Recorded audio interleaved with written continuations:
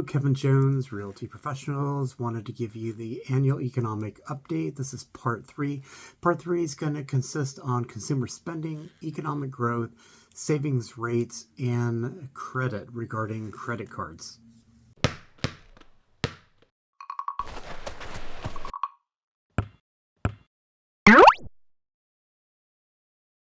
Or expect, at least in the broader economy, right? Because people's income and consumer spending has been about 95% of all of the economic growth that we've had in this economy coming out of the pandemic. And the reason why I have a little bit of concern about how much of that momentum we can continue to enjoy is because consumers are starting to run out of gas. Savings rates went from double digits when we were getting free paychecks deposited or free checks from Uncle Sam put into our bank accounts, and I just did my taxes recently and was really annoyed that I actually got one of those because I had to pay it all back plus some in taxes. But most of that money has now been spent. We went out and bought that TV or that car, went on that vacation when we were allowed to leave our homes, and savings rates are now approaching the very low single digits. Of course, you can only go to a 0% savings rate before you have to really start racking up the credit card, and you can see that process is also well underway. If you look at the chart on the right-hand side, revolving debt, which is kind of the econ nerd's way of saying credit card debt,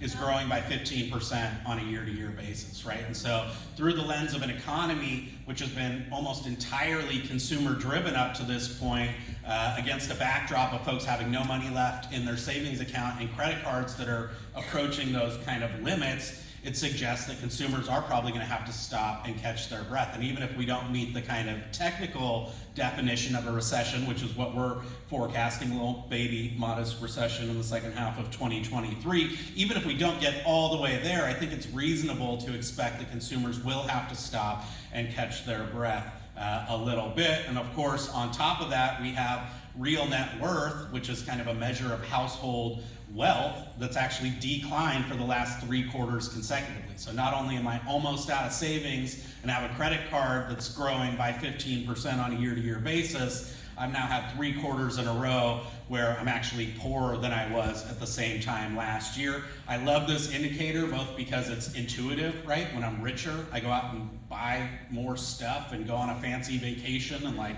finance some rims for my car and do all that kind of crazy stuff, but also because this is one of those few indicators that's really batting 1,000 in terms of predicting a recession, right? You can see that each time we've had a sustained contraction in household net worth where families are actually out there getting poorer in real terms, you can see that it's very closely correlated with our official recessions as designated by the National Bureau of Economic Research.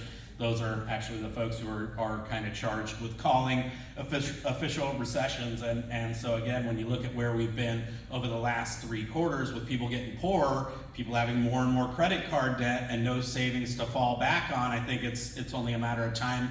And actually, indeed, we've already seen it. I didn't want to bring too much esoteric macroeconomic data, but the retail